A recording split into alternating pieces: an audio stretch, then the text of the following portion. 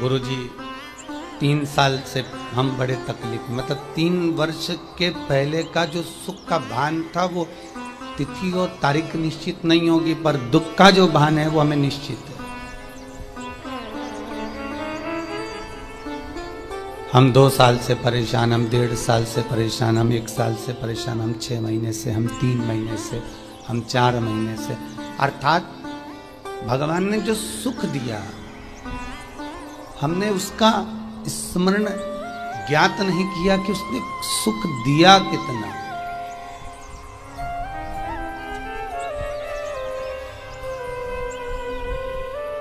पर उसने जो दुख दिया, उसने जो तकलीफ दी, हमारे कर्मों के अनुसार हमको भोगने के लिए मृत्यु लोक में जो भेजा है, जब वो मिलना प्रारंभ हुआ तो वो घड़ी भले 2 साल का पीरियड हो, 2.5 साल का हो, 1.5 साल का हो, 1 साल का हो, वो हमें ज्ञात है।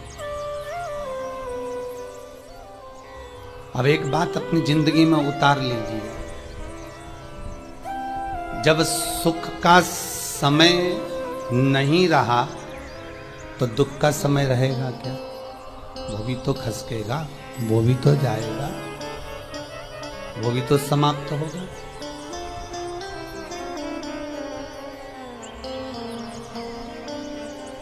आज गल्ला मंडी से हमारी एक माता जी बहन जी आई हैं, कह रही थी गुरुजी बच्चे का संबंध करना है। अभी 2 सेकंड की बात उनसे हुई। हमने कहा इतने उपाय बताए, आपने करा नहीं क्या? गुरुजी कर लिया, पहले तो संबंध नहीं आ रहे थे, अब उपाय करने के बाद संबंध आना चालू हो गया। तो विश्वास रखना, अगर संबंध आना प्रारंभ हो गए हैं तो ज्यादा से ज्यादा 3 महीना, 3.5 महीना, 4 महीना भगवान विवाह पक्का भी करा दे। चिंता ना करिए।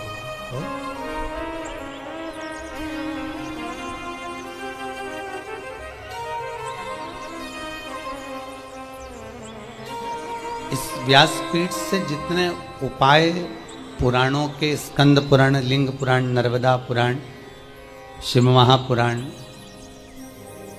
गरुण पुराण, जितने जितने उपाय इन पुराणों से यहाँ से लिए जाते हैं, जो बताए जाते हैं, उसका उपयोग यदि आपने करा तो आपको फल तो मिलेगा, ये पक्का, घटने वाला नहीं।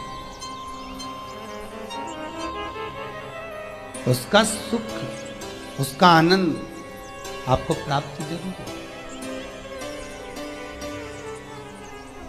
तो जब सुख का समय हमारा मान लो नहीं रहा तो फिर दुख का समय क्यों रहेगा?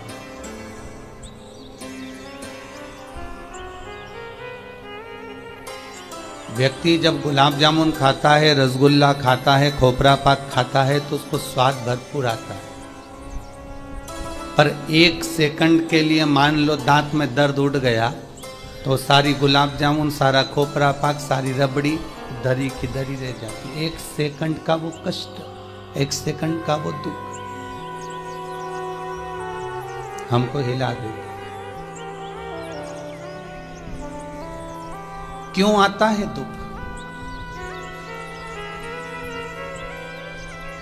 फिर निवेदन करूंगा, भगवान से नहीं डरना मत डरो, वेद पुराणों से नहीं डरना मत डरो, धर्म और शास्त्रों से नहीं डरना मत डरो, घर के माता पिता से नहीं डरना मत डरो, घर के बुजुर्गों से नहीं डरना मत डरो, गुरु और शिष्यों से नहीं डरना मत डरो, किसी परमात्मा से नहीं डरना मत डरो, पर शास्त्र कहता है अपने कर्मों से जरूर डरना, क्योंकि कर्म का भोग तो परमात्मा को भी भोगना पड़ता है। क्यों? दुख की घड़ी मनुष्य के जीवन में आती जरूर है। ऐसा कोई मानव इस पृथ्वी पर नहीं जन्मा जिसको दुख ना मिला। अगर मेरे परमात्मा भगवान विष्णु राम बनकर जन्मे हैं तो उनको भी मृत्यु लोक में आकर अगर सुख देखा है तो दुख भी देखना पड़ा। अगर मेरे कृष्ण इस पृथ्वी पर प्रगटे हैं, जन्म लिया है, तो अगर उन्होंने सुख देखा है तो दुख भी झेलना पड़ा।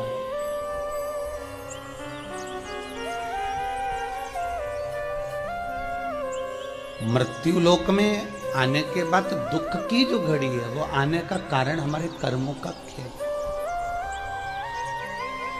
मत बुरे कर्म कर बंदे वरना पछताएगा, भगवान की आंखों से तू बच नहीं पाएगा, तू बच नहीं पाएगा। कर्म का भोग भोगना है। दुख जो मिलता है वो दुख हमको ये दिखाता है कि उस दुख की घड़ी में तू कितना भटक रहा है।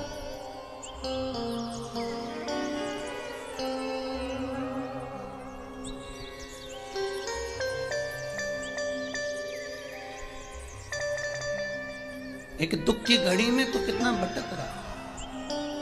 तेरा कोई दुख आया तो तूने सबसे पहले जाकर परिवार वालों से कहा मुझे ये तकलीफ है, थोड़ा पैसे की जरूरत है, 1 लाख 2 लाख दो ना। परिवार वालों ने नहीं दिया। कुटुंब कबीले के पास गया, उन्होंने नहीं दिया। रिश्तेदारों से कहा, उन्होंने नहीं दिया। दूसरों से कहा, नहीं दिया। दुख की घड़ी ये पहचान कराती है कि तेरे जीवन में कौन तेरा है। और अंत में वो दुख की घड़ी में ये भान हो जाता है, ये ज्ञात हो जाता है कि संसार सब मिथ्या, एक केवल परमात्मा ही हमारा साथी हो सकता है।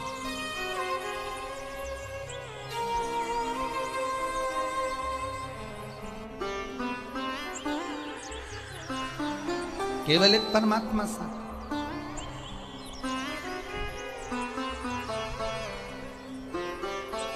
दुख की घड़ी में आपसे निवेदन है, अगर थोड़ा दुख भी आ जाए तो जिसका तुमने भजन करा है, जिसको 1 लोटा पानी चढ़ाया है, जिसको आपने बेलपत्र चढ़ाई है, जिसको शमी पत्र चढ़ाया है, जिसको आपने चंदन लगाया है, जिसको आपने पंचामृत स्नान कराया है, जिसको आपने भोग लगाया है, उससे एक बार दिल से जाकर कहना जरूर कि मेरी जिंदगी में मुझे तकलीफ बहुत है। जिस ठाकुर का भजन करो, जिस राम का भजन करो, जिस कृष्ण का भजन करो, उससे जाकर विनती जरूर करना कि जीवन में मुझे ये दुख ने घेर।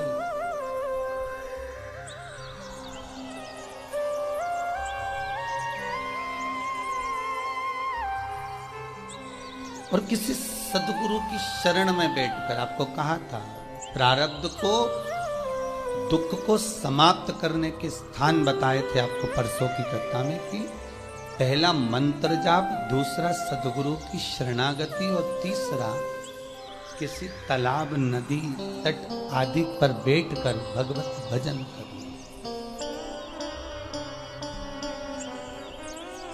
दुख को काटने का सबसे सुंदर तरीका है भगवत नाम, भगवत। किसी सतगुरु की शरण में जाकर निवेदन कर कर सतगुरु से कहकर ये जरूर मन से कहना कि बाबा कुछ कृपा हो।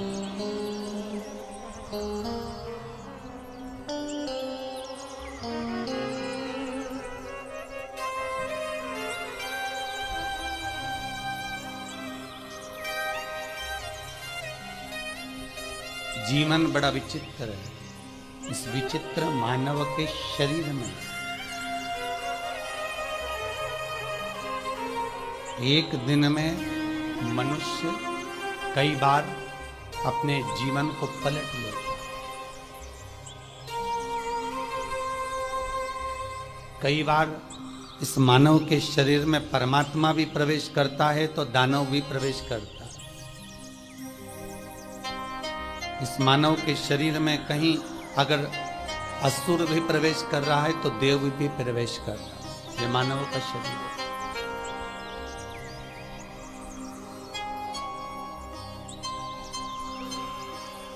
महाराज एक बार नंदी को देखकर लंकाधिपति रावण जो हंसा, उसमें नंदी का कुछ नहीं बिगड़ा।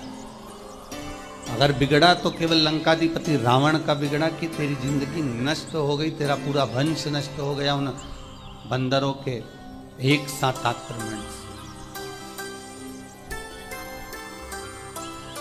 इसमें नंदी का कुछ नहीं बिगड़ा। अगर दुनिया के लोग आपको कष्ट दे रहे हैं, दुनिया के लोग आपको दुख दे रहे हैं, दुनिया के लोग आपके ऊपर उंगलियां उठा रहे हैं, दुनिया के लोग आप पर अपशब्द कर रहे हैं, दुनिया के लोग आप पर ताने दे रहे हैं, तो इसमें आपका कुछ नहीं बिगड़ना है, बिगड़ना उसका है जो कह रहा है।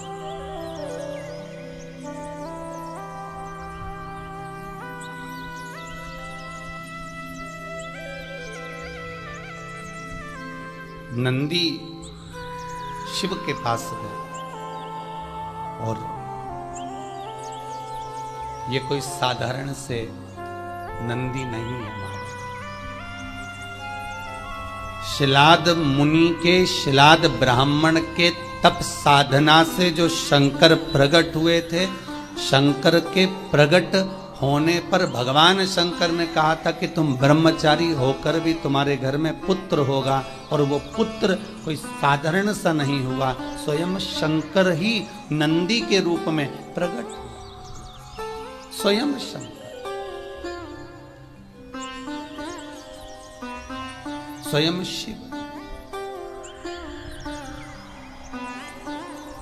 और शंकर जब नंदी के रूप में प्रकट हुए तो एक भ्रम उत्पन्न हो जाता है कभी कभी कि नंदी की तो अल्पायु थी, नंदी कल कथा में था कि अल्पायु है, और अल्पायु है तो शंकर तो अजर और अमर है, फिर ये नंदी को अल्पायु कैसे कर दिया? तो भगवान शिव कहते हैं कि भक्त की परीक्षा लेने के लिए भगवान कुछ ना कुछ ऐसा क्रम छोड़ देता है जिसके कारण भगवान का भगत मार्ग से डोल जाए।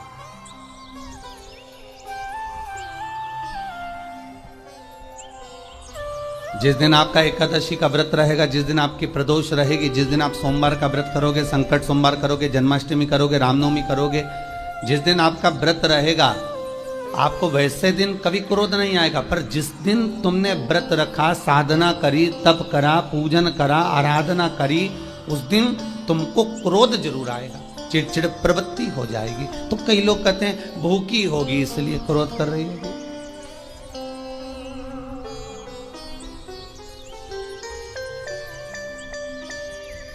कई लोग कहते हैं कि भूख लग रही होगी इसलिए चिड़चिड़ प्रवृत्ति हो गई होगी। नहीं नहीं भाई, भूख से उसका कोई ताल्लुक नहीं है, क्योंकि रोज कोई जरूरी है कि वो इतना खाती हो कि नहीं खाती हो, कभी कभी तो दिन भर भूख गिर जाए तो भी क्रोध नहीं।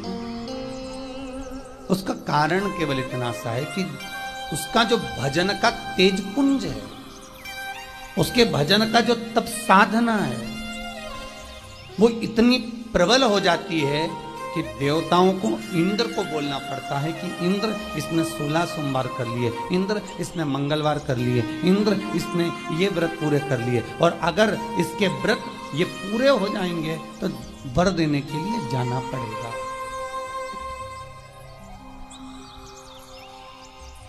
अगर इसके व्रत पूरे हो गए तो आशीर्वाद देने के लिए जाना पड़ेगा। इसके व्रतों को खंडित कर दिया। तो व्रत को खंडित करने का सबसे सुंदर तरीका देवताओं के पास है कि जिस दिन व्रत हो, 2-3 व्रत अच्छे निकलते हैं और एक व्रत में इतना क्रोध आ जाता है कि सारा करा धरा पानी भूल जाता है। देवता क्रोध भी, फिर क्या करना? तो शास्त्र कहता है कि जिस दिन आपका व्रत है उस दिन एक काम जरूर करना कि भगवान का मंत्र जाप कर कर, भगवान का स्मरण कर कर, कटोरी में जल लेकर, पात्र में जो जल रखा हो, पूजन पाठ करते समय, स्मरण करते समय वो जल का पान अवश्य करो।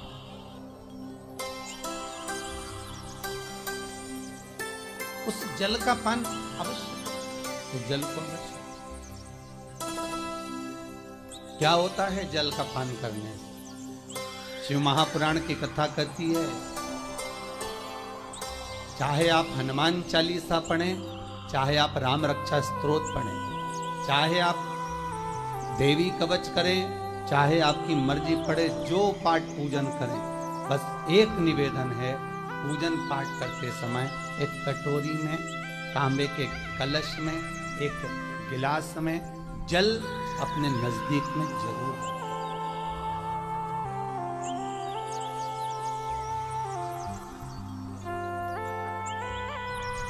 क्या होगा उससे?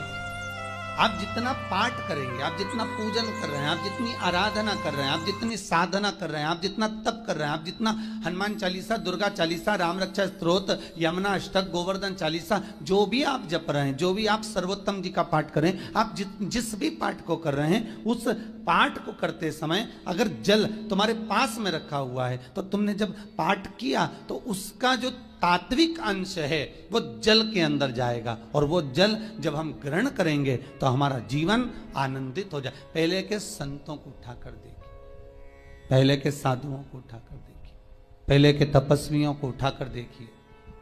साधु सन्यासी तपस्वी जहां पर तप करते थे, उनके पास में कमंडल में जल रखा रहता था।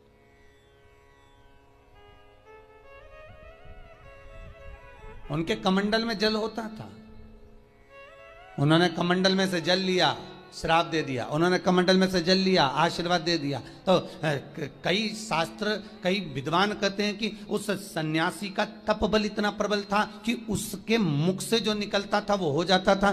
ध्यान देना, सन्यासी के तप बल से भी प्रबल था उसके कमंडल का जल, जिसको वो पठन करता था, तप करता था, साधना करता था, भजन करता था, कीर्तन करता था, तो जो जल उसके पास में रखा रहता था उसमें इतना पावर आ जाता था कि बस उसको छोड़ते ही वो श्राप लग जाता था।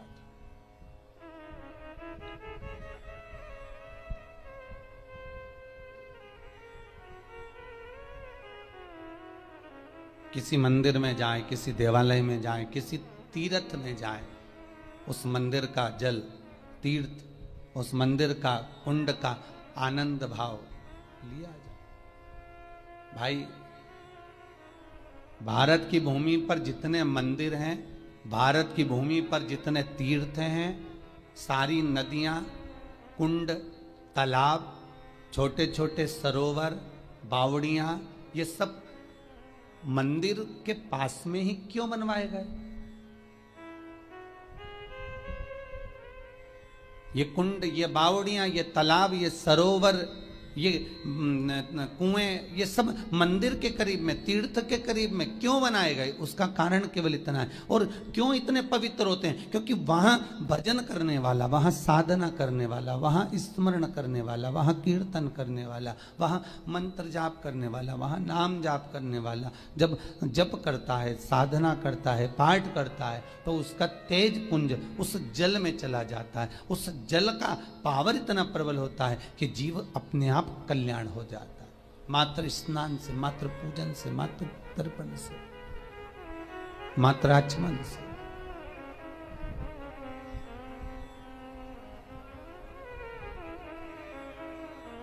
शिव महापुराण तो यहां तक कहती है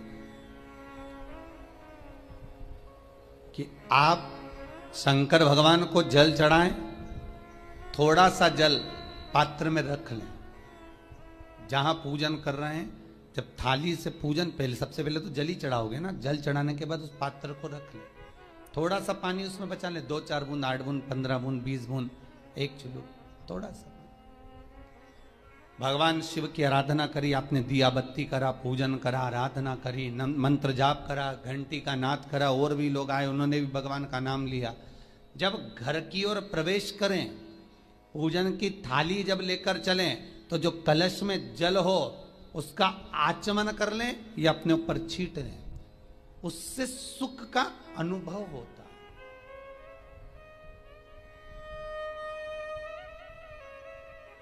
है। स्कंद पुराण कहती है, मनुष्य के जीवन के दुख को समाप्त करने में जल की परिभाषा प्रबल है।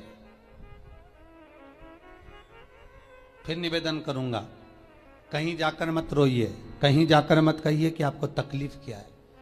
ना रिश्तेदारों से, ना नातेदारों से, ना कुटुंब से, ना कबीले से, ना अपनों से, किसी से नहीं कहना कि दुख क्या है। बस इतना करना कि किसी मंदिर में अगर पूजन करने जा रहे हो, आप जिस पाठ को कर रहे हो, जो पाठ आप करते हो, हमें ये भी नहीं कहना कि तुम शंकर का पाठ करो, हम तो ये भी नहीं कहेंगे कि शिव कवच करो, हम ये भी नहीं कहेंगे कि तुम हम बताएं वो वाला पाठ करो। तुम तो जो पाठ करते हो, तुम जो स्मरण करते हो, जो तुम मंत्र जाप करते हो, जो तुम नाम जाप करते हो, तुम्हारी मर्जी, तुम जो जपते हो, बस उस जप के समय पर कटोरी में, गिलास में, तांबे के पात्र में, पंचपात्र में जल हो, और उस जल का आचमन, उस जल का सींचन दुकान पर, घर पर रोज करना प्रारंभ कर दो। आधे से ज्यादा तुम्हारी तकलीफ, आधे से ज्यादा तुम्हारा कर्जा, आधे से ज्यादा तुम्हारा दुख तो भगवान यूं ही समाप्त कर देगा, यूं ही।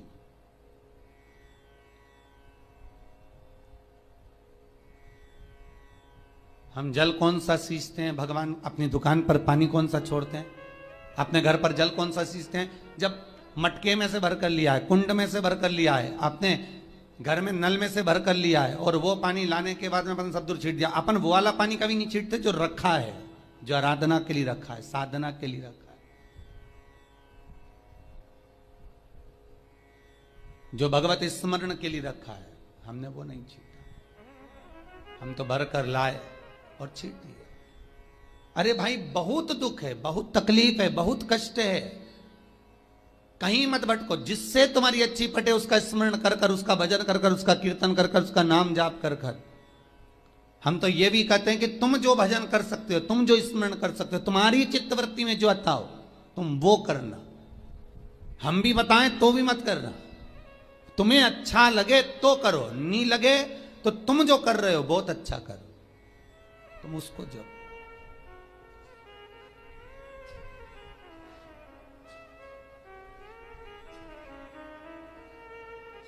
तुम्हारा जपना, तुम्हारा स्मरण करना, तुम्हारी भक्ति का भाव प्रकट करना, बस दिल से, मन से, जो तुम्हारे मन में आ जाए भगवान को वो कह दो, भगवान से वो जाकर निवेदन कर दो, भगवान उसे स्वीकार करे।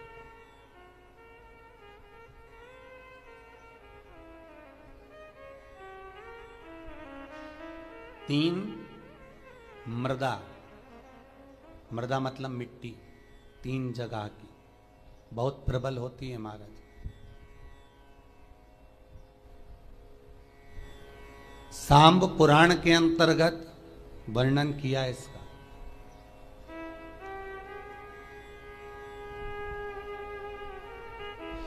भगवान कृष्ण की धर्म पत्नी जामवंती का पुत्र सांब, जिस सांब को भगवान कृष्ण ने ही श्राप दे दिया था कि तेरी काया बेकार हो जाएगी, तुझे कुष्ठ रोग होगा।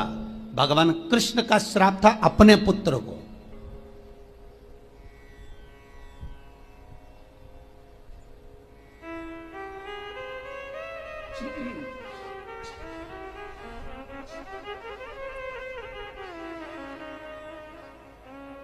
भगवान कृष्ण ने स्वयं अपने पुत्र को श्राप दे दिया था, सांब को, सांब पुराण में वर्णन। और भगवान कृष्ण के पुत्र जामवंती के पुत्र सांब ने फिर सूर्य की आराधना करी थी, सूर्य का स्मरण करा था।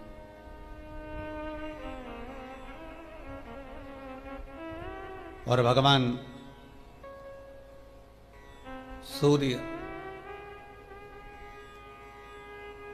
स्वयं सांब के सामने प्रकट होकर कहते हैं सूर्य नारायण कि तुम मेरी आराधना कर रहे हो सांब, अगर तुम्हें आराधना करना है तो इंद्र की पुत्री देवसेना की आराधना करो, कार्तिकेय जी की धर्म पत्नी की।